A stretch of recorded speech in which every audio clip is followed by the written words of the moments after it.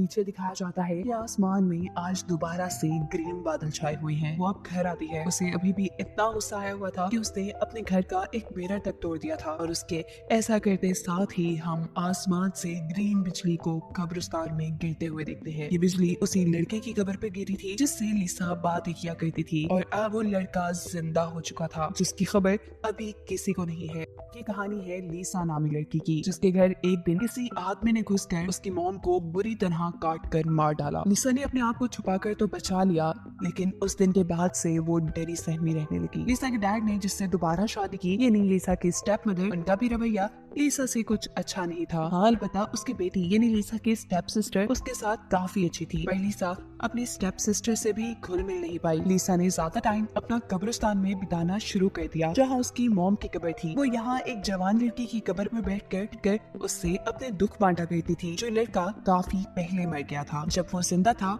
तब वो एक म्यूजिशियन हुआ करता था। इस लड़के को जिस लड़की से प्यार हुआ उसने इसे धोखा दे दिया, जिसके गम में वो इसी कब्रिस्तान में आकर बैठा हुआ था कि रात में तूफान में चमकने वाली ग्रीन कलर की बिजली उस पर गिर जाती है और ऐसे वो मर जाता है। इतने सालों में लिसा ही वो पहली लड़की थी जो उसके ग्रेव पर आकर उससे बातें करती थी। दिखाया जाता है कि आज लिसा ने अपनी सिस्टर के साथ एक पार्टी में जाना था। लिसा जब तैयार हो रही होती है तो उसकी बहन उससे कहती है कि तुम मेरे टैनिंग बेड में जाकर अपने आप को थोड़ा टैन कर लो, अपनी बॉडी को थोड़ा डार्क कर लो। उसकी बात मानकर लिसा चाहती तो है, लेकिन इस बेड में थोड़ी खराबी थी। लिसा को इस बेड में लेटने पे क्रंच लगता है। मैंने बता वो फिर भी पार्टी में चली जाती है जहाँ उसकी बहन तो अपने फ्रेंड्स के साथ बिजी हो गई थी और लिसा यहाँ बेचारी अकेली। यहाँ एक लड़का शरारत में उसके जूस में कुछ मिला देता है और फिर उसके साथ बदतमीजी करने की कोशिश करता है। तब लिसा उसे बचकर वहाँ से भाग आती है। अपने साथ होने वाले इस वाकये से वो बहुत ज्यादा दुखी थी। वो इस लड़के की कब्र में बैठी हुई दुख में कहती है कि काश तुम मेरे पास होते। ये कहकर लिसा अपने घर आ चुकी थी और पीछे दिखाया जाता है कि आसमान में आज दोबारा से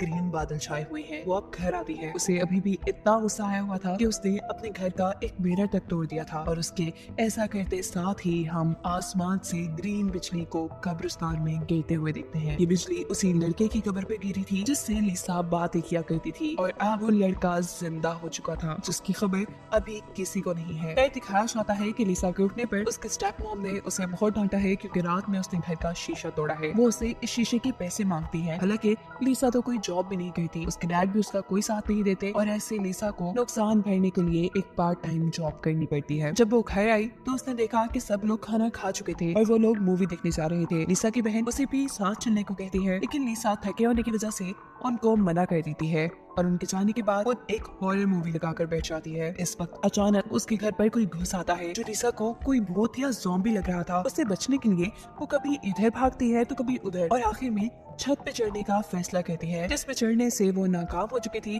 और गिरती है वो उसी भूतिया आदमी के ऊपर जिसके अंदर से ग्रीन कलर का गंदा लिक्विड निकलकर भी लिसा के ऊपर गिर जाता है। गार्डन में चलने वाले शॉवर से इस लड़की के ऊपर से मिट्टी हट जाती है और ये घर के अंदर आ जाता है। लिसा उसे पहचान नहीं पा रही थी। तब वो लड़का उसे इशारों में बताता है कि मैं वही ग्रेव वाला आदमी हूँ जिससे तुम बातें करती थी और मैं तुम्हारी उसी विश की वजह से जिंदा हुआ हूँ जिसमें तुमने बोला था कि काश तुम मेरे पास होते। लिसा को अभी भी कुछ समझ नहीं आ रही थी, लेकिन समझने से ज्यादा जरूरी था इस आदमी को नहलाना क्योंकि इसके अंदर से बहुत ज्यादा गंदी स्मेल आ रही थी। यहाँ हम देख पा रहे हैं कि इस आदमी का एक हाथ नहीं है और साथ में उसने लिसा को दिखाया है कि उसकी जुबान भी नहीं है। वो जब नहाकर बाहर निकलता है तो लिसा देखती है कि उसका एक कान भी नहीं है। वो आदमी लिसा को समझाता है कि मुझे तुम्हारी मदद की जरूरत है अपने बाकी सारे बॉडी पार्ट्स ढूंढने के लिए। इससे पहले ये लोग आगे कुछ बात करते लिसा की फैमिली घर वापस आ जाती है, लेकिन घर की हालत तो बहुत ज्यादा बुरी हुई थी। इस ज़ॉम्बी से बचने के लिए चीजें कुछ इधर उधर पड़ी थी तो कुछ टूट चुकी थी और लिसा की स्टेप मदर का मानना था कि ये सब लिसा ने जानबूझ के किया है। वो अपने हस्बैंड से यानी लिसा के डैड से कहती है कि तुम्हारी बेटी पागल हो चुकी है और अब हम इसे पागल खाने छोड़ाएं। लिसा उन्हें बहुत बताने की कोशिश करती है कि ये सब उस क्रिएचर की वजह से हुआ जो उनके घर में घुस आया था, पर उसकी कोई बात नहीं सुनी जाती और ये सारी बातें वो क्रिएचर भी कमरे में सुन रहा था। जिसके बाद लिसा बेचारी रोते रोते सो जाती है और वो क्रिएचर लिसा की कबर्ड पे सो जाता है। सुबह होने पर वो क्रिएचर खुद ही लिसा को एक ड्रेस देता है जिसे पहनकर वो काफी कॉन्फिडेंस के साथ आज कॉलेज आई थी क्योंकि आज पहली मर्तबा उसे फील हो रहा था वो अकेली नहीं है, उसका भी कोई साथी इस दुनिया में है। यहाँ वो लड़का जो लिसा को पसंद किया करता था वो भी लिसा से बात करने की कोशिश करता है, लेकिन इस जगह लिसा की बहन आकर उस लड़के को लिसा से दूर कर देती है क्योंकि उसका मानना है कि ये लड़का लिसा के लिए अच्छा नहीं है। फिर अब सीन कट होकर अगले दिन हमें दिखाया बताना चाहता है कि जब लीसा की मॉम खाना खा रही थी तो उस टाइम गुस्से में वो क्रिएचर लीसा की मॉम के खाने में एक कीड़ा डाल देता है, क्योंकि उसे लीसा की मॉम बिल्कुल नहीं पसंद आई थी। वो लीसा के ऊपर हर वक्त कोई ना कोई जुल्म करती रहती थी। इस कीड़े को देखकर इस औरत को लगता है कि ये सारी भी लीसा की शरारत है, और अब वो ये फैसला कर लेती हैं कि अगर वो कोई पहला काम करेंगे तो वो लीसा को पागल खाने छोड़ कर आने का करेंगी। हालांकि उन्हें तो आज एक कॉन्फ्रेंस में जाना था, पर वो सब कैंसिल कर देती है लीसा को पागल खाने छोड़ने के लिए। वो जब लीसा को लेने के लिए उसके कमरे में आती है और उसे बुरा भला कहना शुरू करती है, तो तभी वो क्रिएचर ऊपर से कोई चीज मारते हुए इस औरत को जान से मार देता है। लीसा ये देखकर घबरा जाती है, पर उसे ज्यादा दुख नहीं हुआ, क्योंकि उसे तो ये औरत पहले से ही पसंद नहीं थी। ये क्रिएचर अब इस औरत का कान भी काट चुका था। लाश पे ये लोग क्या करते, तो इस लाश को घसीटते हुए ये क्रिएचर और लीसा उसी कब्र तक ले आते हैं जिसमें से ये क्रिएचर जिंदा होकर बाहर निकली थी। लाश ठिकाने लग चुकी थी। अब घर आकर ये क्रिएचर लीसा से कहती है कि इस औरत का कान मेरे जिस्म के साथ सी दो। लीसा ने भी ये कान सी तो दिया था, लेकिन इस कान का कोई फायदा ही नहीं था, क्योंकि ये क्रिएचर इस कान के जरिए सुन नहीं पा रही थी। तब ये क्रिएचर लीसा के हाथ में एक बिजली का निशान बनाते हुए उसे समझाता है कि ये कान तब काम करेगा जब उसे करंट लगेगा। लीसा को अब याद आता है उसकी सिस्टर का वही टर्निंग बेड जिसकी वजह से मूवी के स्टार्ट में उसे भी करंट लगा था। वो उस क्रिएचर को उस बेड में लेटा देती है और खुद अपने बालों को स्टाइल करने लगती है। साफ जाहिर हो रहा है कि लीसा अब काफी खुश है, काफी कॉन्फिडेंट भी है, और ये सब हो रहा है इसी क्रिएचर की वजह से जिसे वो अपना दोस्त मान रही है। ये क्रिएचर जब उस टर्निंग बेड से निकलकर बाहर आता है तो पता चला है जो कान उसने सिया था वो भी अब काम करने लगा है। अब लीसा अगले दिन खुशी खुशी तैयार होकर कॉलेज जाती है। उसका कॉन्फिडेंस, उसका स्टाइल देखकर काफी लोग उसे पसंद करने लगे थे। कॉलेज में वो बहुत ज्यादा मशहूर हो गई थी, और ये सब कुछ ही दिनों में हो गया था। अपनी इसी पॉपुलैरिटी का फायदा उठाते हुए लीसा उस लड़के से दोस्ती करती है जिसने मूवी के स्टार्ट में लीसा से बदतमीजी करने की कोशिश की थी। ये दोस्ती वो अपना बदला लेने के लिए कर रही थी, क्योंकि अब हम देख रहे हैं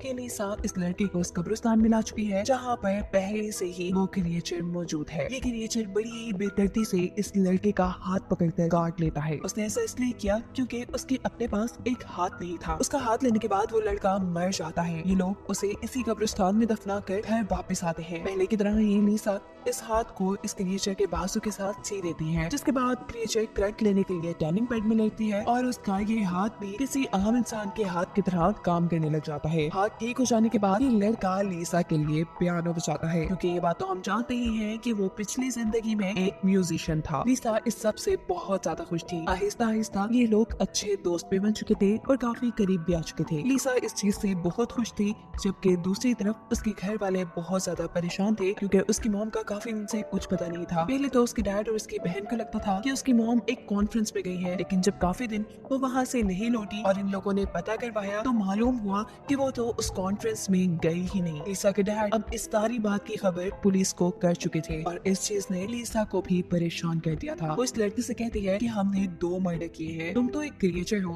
तुम्हें कौन पकड़ेगा, और मुझे पुलिस छोड़ेगी नहीं। आज नहीं तो कल मुझे पुलिस पकड़ लेगी और कुछ दिनों बाद शायद मुझे फांसी भी हो जाए। लड़की से कहती है पर मैं मरने से पहले अपनी एक तो ख्वाहिश पूरी करना चाहती हूँ, जिसमें से एक थी कि मैं अपना एक दिन अपने फ्रेंड के साथ गुजारना चाहती हूँ। यही सोचते हुए वो अपने कॉलेज आती है तो वहाँ जाकर उसे पता चला है कि उसका फ्रेंड आज आया ही नहीं। साथ ही उसके दूसरे क्लास वालों के भी मरने की खबर यहाँ फैल चुकी है, यानी उसी लड़के के मरने की खबर जिसे लीसा और उसके क्रिएचर ने मारा था, जिसकी इन्वेस्टिगेशन करने के लिए पुलिस भी कॉलेज आई थी।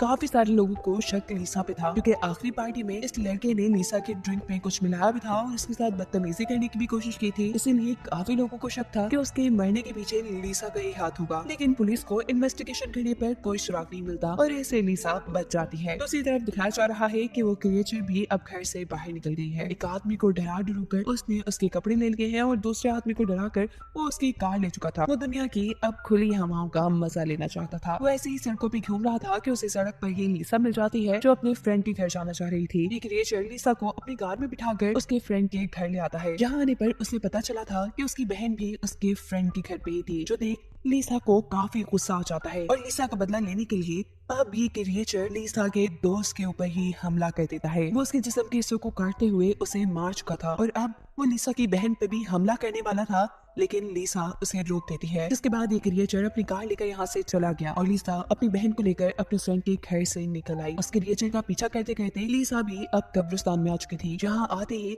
मौका पाकर लीसा की बहन उससे बचकर भाग जाती है और इस वक्त पर लिसा को ख्याल आता है कि वो क्रिएचर उसे बुरी तरह फंसा चुका है। उसने 3 मर्डर कर दिए हैं जिसका इल्जाम लिसा पर ही जाएगा और इस गुस्से में वो इस क्रिएचर को ही खत्म करने का सोचती है।